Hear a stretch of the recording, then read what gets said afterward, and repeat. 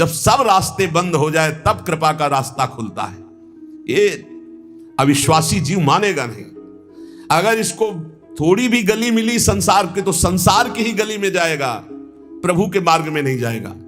और जब प्रभु के मार्ग में चलोगे तो संसार की कोई विपत्ति या कोई संपत्ति आपको घसीट ले जाएगी। बहुत विचित्र माया का खेल है, बहुत विचित्र माया का खेल। इसलिए बिल्कुल जो कदम बढ़ाना बहुत मजबूत बढ़ाना, ऐसे बढ़ाना कि अगर घर के सब मर जाएं तो भी हम घर पीछे वापस नहीं लौटेंगे। जिसने देखने का हृदय में ठान लिया प्रभु के, तो उसे और के देखने की इच्छा नहीं करनी चाहिए, नहीं फिर वापस प्रभु की तरफ नहीं आ पाओगे, पक्का समझ लेना। या तो ये पूरे जीवन की बात कह रहा हूं, या तो ऐसी विपत्ति आएगी कि आपको भागना पड़ेगा, या ऐसा प्रलोभन आएगा। प्रलोभन भी आता है, बहुत जोर का प्रलोभन आता है। कितनी जगह ऐसे प्रलोभन आते हैं साधक के मार्ग में। प्रलोभन और भय, इन दोनों का त्याग करके जो भगवत मार्ग में बढ़ता है वही आगे जाकर के जान पाता है कि संकट, विपत्ति, अपमान, तिरस्कार, संसार सब ठुकरा रहा है, ये भगवान की कृपा है। समझ पाएगा कोई कृपा है? लगता है ये कोई कृपा है? कृपा है नमस्कार, प्रणाम, माला पहनाया जा रहा है, अनुकूलता है, भोग सामग्री, जय जयकार, ये कृपा है? नहीं, ये कृपा नहीं। बहुत संभल के रहना, ये कृपा नहीं। कृपा है तिरस्कार, अपमान, निंदा, दुख, विपत्ति, संकट। क्यों? इससे संसार का राग और देह भाव नष्ट होता है। इसीलिए सम्मानम कलयाति घोर गरलम कहा गया। सम्मान विष है, नीच पुरुषों द्वारा किया हुआ अपमान अमृत है। विश्वास करो, तुम्हारे आगे पीछे बाएं दाएं ऊपर नीचे केवल भगवान की कृपा घेरे हुए है। वो सुधा धारा बरसा रही है, अमृत रस बरसा रही है। तुम्हारी शक्ति नहीं अब कि तुम भगवान के मार्ग से हट जाओ, क्योंकि ऐसा चिंतन करो, कितना आनंद है। मेरे आगे पीछे दाएं बाएं ऊपर नीचे सब तरफ से मैं कृपा से घिरा हूं। अब मुझे कोई भी परास्त नहीं कर सकता। मैं भी चाहूं तो अब नहीं वापस जा सकता, भाग नहीं सकता, क्योंकि कृपा ने मुझे घेर रखा है। देखो, भगवान पर भरोसा और इसमें कभी शिथिलता ना पावे तो बहुत जल्दी भगवत प्राप्ति हो जाती। भगवान पर दृढ़ भरोसा और शिथिलता ना आना, जब वो परिस्थिति पैदा करते तब समझ में आता है। जब परिस्थिति थी द्रौपदी की कि कोई भी सभा में नहीं खड़ा हुआ उसकी रक्षा करने के लिए, अपने में दम नहीं रह गई, तब पुकारा, हे श्री कृष्ण द्वारिकावासिन गोविंद। चीरावतार भगवान का वस्त्रावतार हो गया। गजेंद्र जब हार गया, सब छोड़कर चले गए, हजारों वर्ष लड़ता रहा, लगा कि अब, तब वो पुकारा, हरि। ऐसे कुछ देहाभिमानी गजेंद्र ये है, मन, ये अहंकार, ये जब घेर करके, अब आप देखना, जिस पर विशिष्ट कृपा होती है उसका सब नाश कर देते हैं भगवान। कैसे? शरीर सब कुछ छोड़ करके भगवत मार्ग में चले तो शरीर तो स्वस्थ होना चाहिए। अब जो साधना थी, पद्मासन 6 घंटा 8 घंटा लगाकर भगवत चिंतन करना, भिक्षावृत्ति से जीना, अब किडनी फेल। जो ही सुना किडनी फेल तो जहां थे वहां से निकाल दिए गए। 1 पैसा पास नहीं। बलराम ब्रजवासी तो सुनने आते हो तो जान रहे हैं, 1 पैसा पास नहीं। आदेश हुआ 15 दिन में खाली कर दो।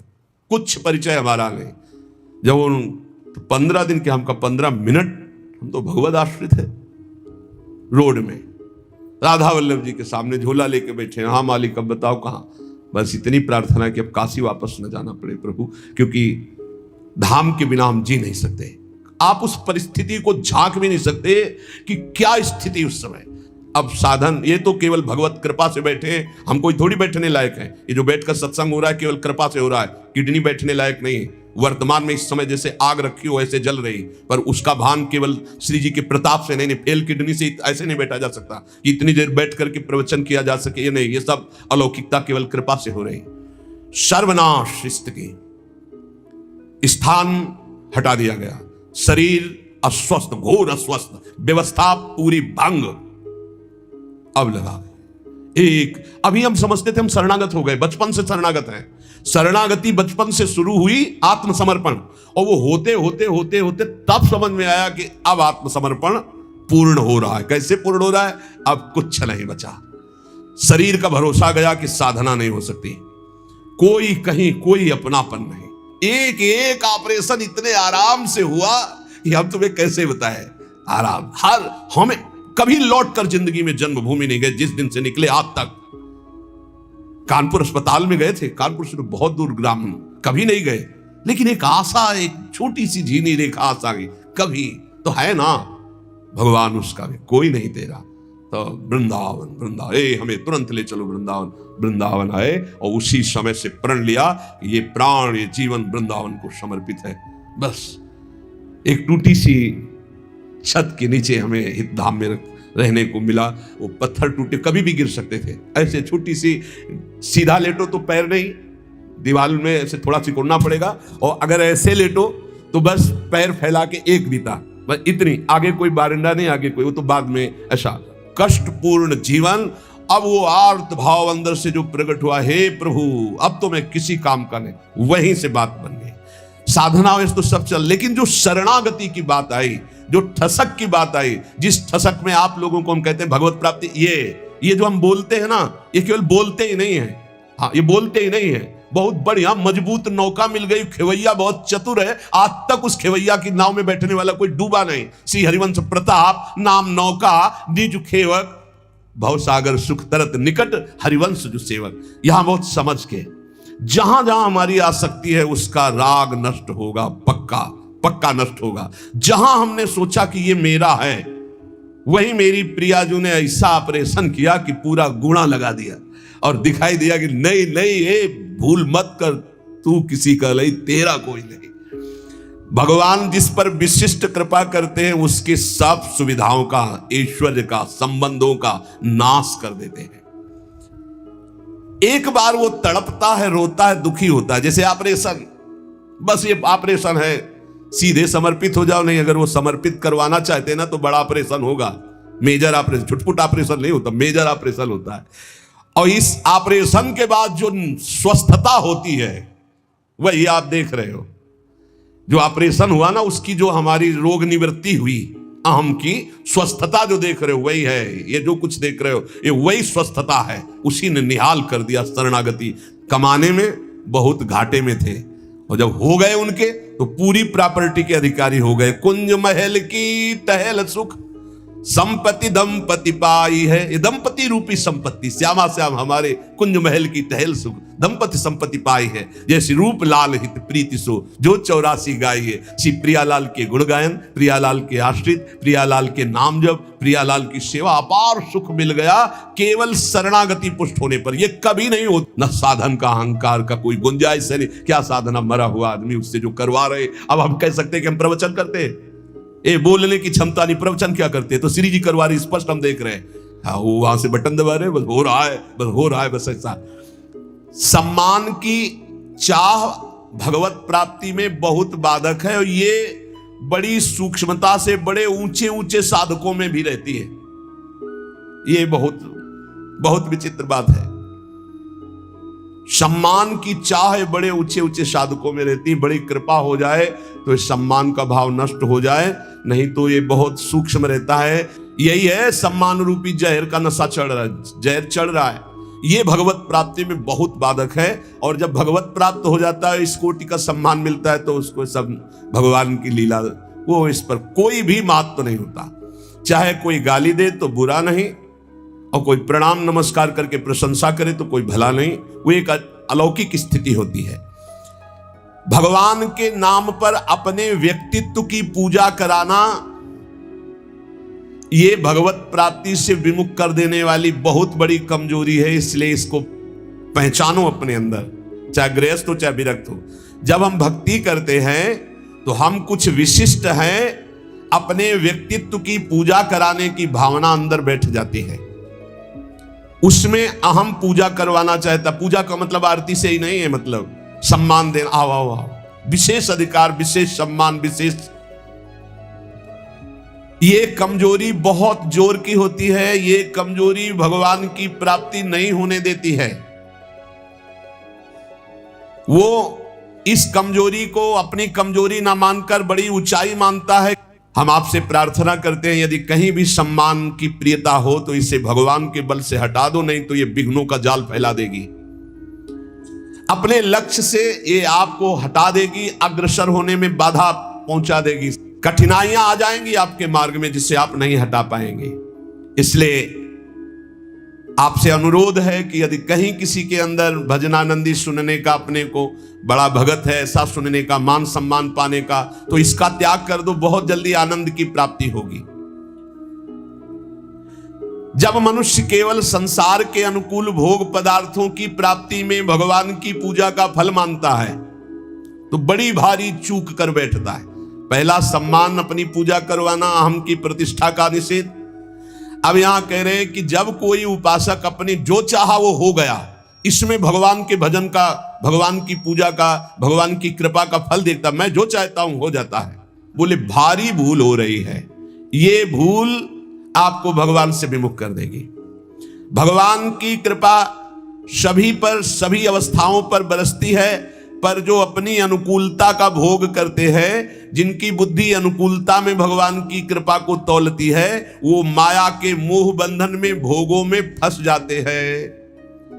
भोगों में फंस करके फिर उनका भजन लुप्त होने लगता है, फिर भजन मार्ग गुप्त हो जाता है। भजन मार्ग कहां प्रकाशित होता है? यहां हृदय में।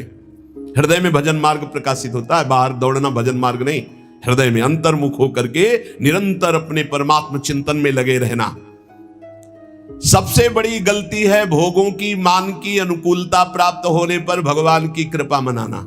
कभी मत मनाना, नहीं तो जहां प्रतिकूलता आई तो कोसने लगोगे प्रभु को।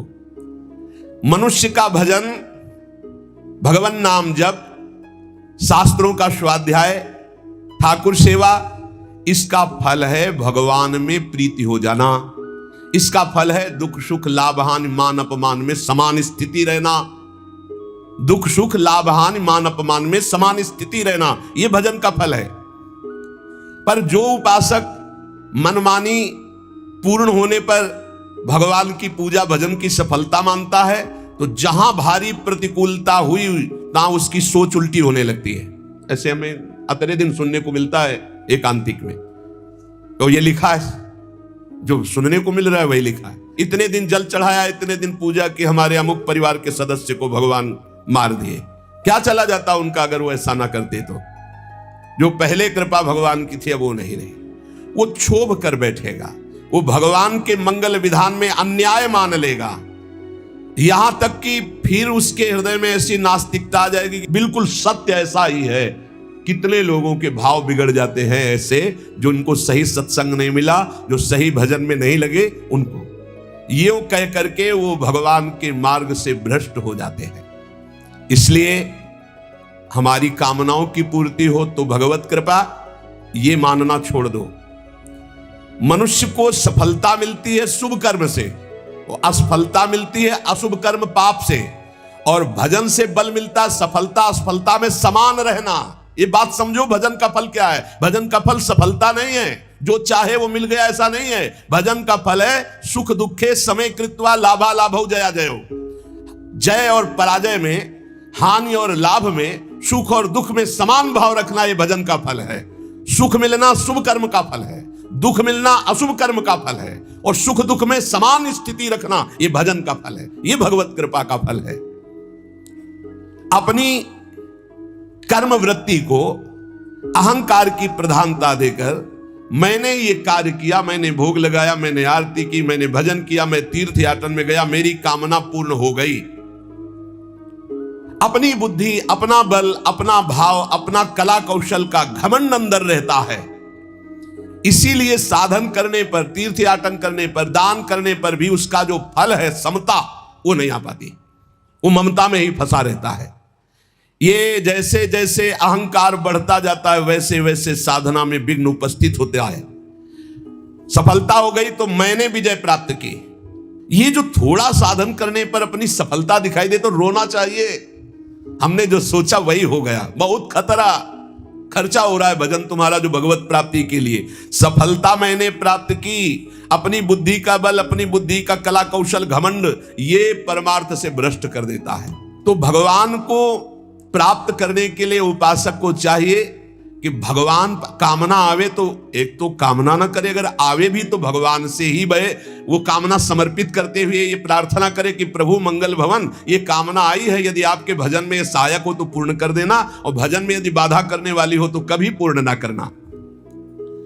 जब भगवान, बहुत ध्यान से सुनना, किसी पर विशेष कृपा करते हैं तब सबसे पहले उसकी सुविधाओं का नाश कर देते हैं। विशिष्ट कृपा चाहिए, विशेष कृपा, कृपा तो है ये सब, दया भी है, विशिष्ट कृपा चाहिए। तो कह रहे जिस पर कृपा करते हैं तो सबसे पहले उसके सब व्यवस्थाओं का नाश कर देते हैं।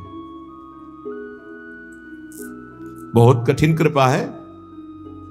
यही भगवान ने युधिष्ठिर जी से कहा, जिस पर मैं कृपा करता हूं उसका सर्वनाश कर देता हूं। चाहिए सर्वनाश, जो अपने सर्वस्व को मिटा देता है। तो क्या है आपका, है क्या आपका? कुछ नहीं। मतलब आपके भ्रम का नाश का मतलब है सर्वनाश।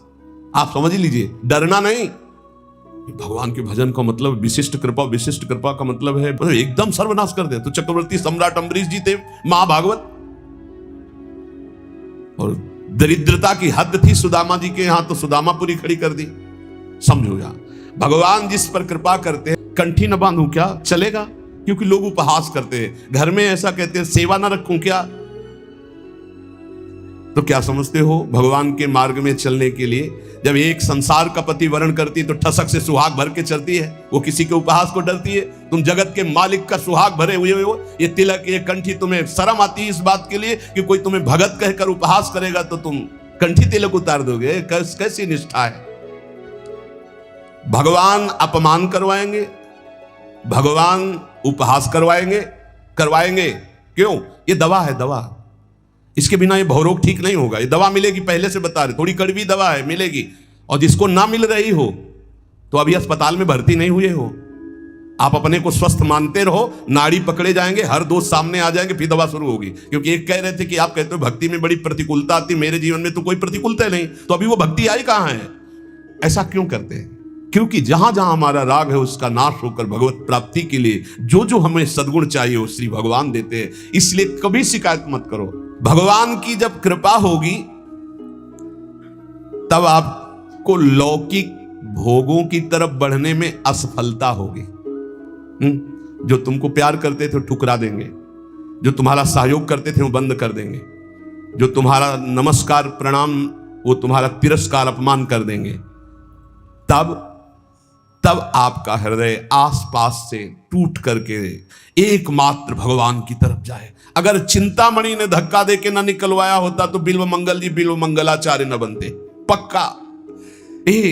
बड़े कृपालु भगवान है, बड़े कृपालु है। उनकी कृपा जब बाद में आपको समझ में आएगी तो आपको आनंद आ जाएगा।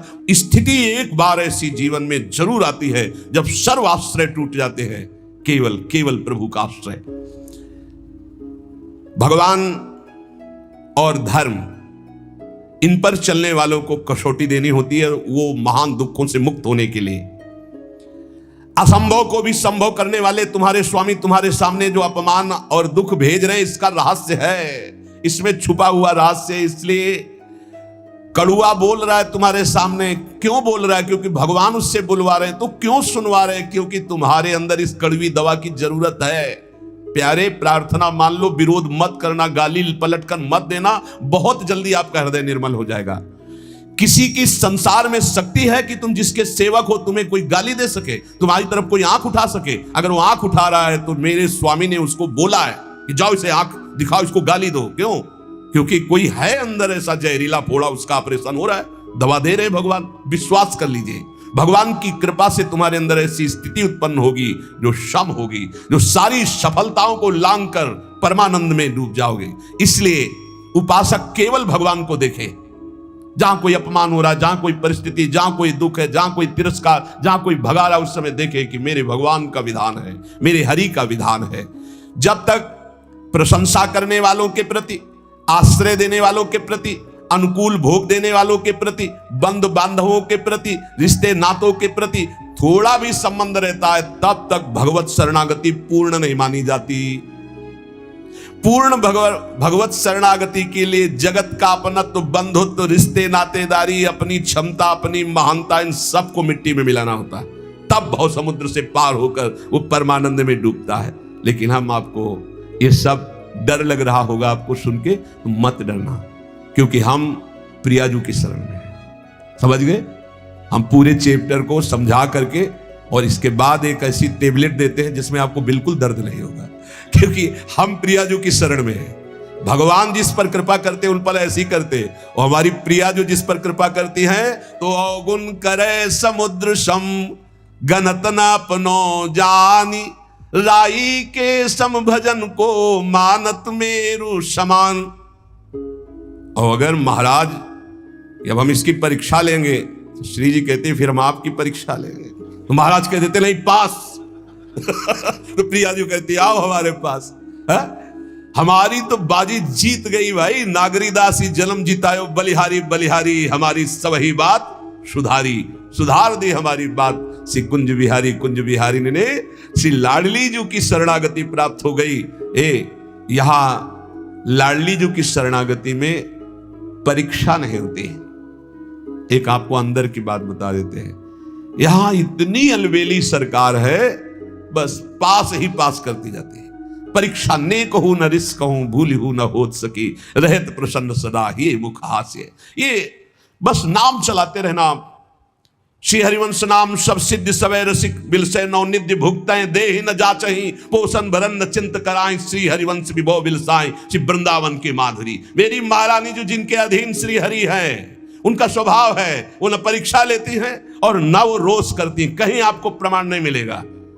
परीक्षा नहीं लेती, रोष नहीं करती और भूखा नहीं रहने देती, और कभी भी किसी भी परिस्थिति में घबराहट नहीं आने देती। वो एक अलौकिक आनंद, एक अलौकिक समर्पण, एक अलौकिक, हमारा समर्पण क्या उनका समर्पण, वो कितना समर्पित है। इसीलिए हम कहते हैं कि हमारी तो जीवन की बाजी जीत गई। नहीं महाराज ऐसी ऐसी जिस पर मैं प्रसन्न होता हूं उसका सर्व, ये समझना बहुत कठिन है भाई, बहुत कठिन है।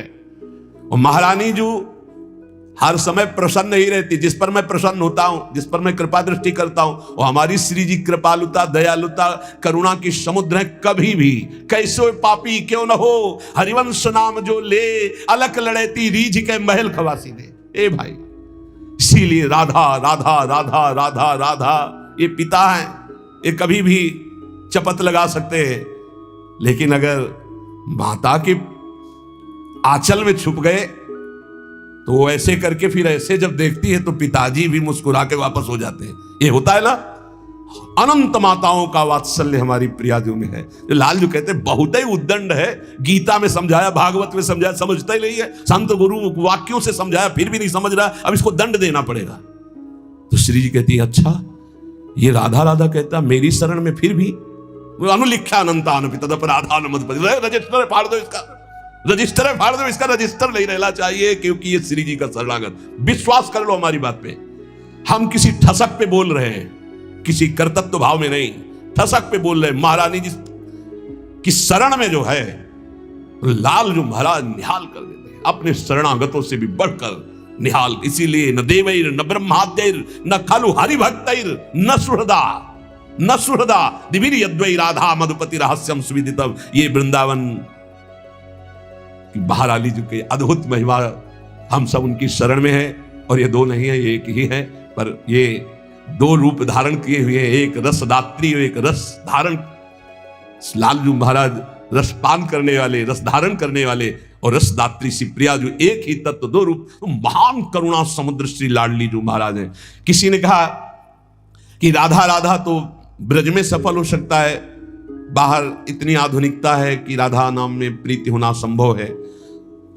यदि आप ब्रज से संबंधित नहीं हो तो राधा नाम सुनने को ही नहीं मिलेगा, राधा नाम का परिचय ही नहीं मिलेगा। और अगर परिचय मिल गया तो जहां भी हो आप, आपका संबंध हो चुका है राधा नाम से, आप खुद देख लेना इसका प्रभाव राधा नाम का। निरंतर राधा नाम रटने का अभ्यास करो, श्री जी की शरण में रहो, महाराज की हिम्मत नहीं की परीक्षा ले सके। श्री राधा वल्लभ लाल की।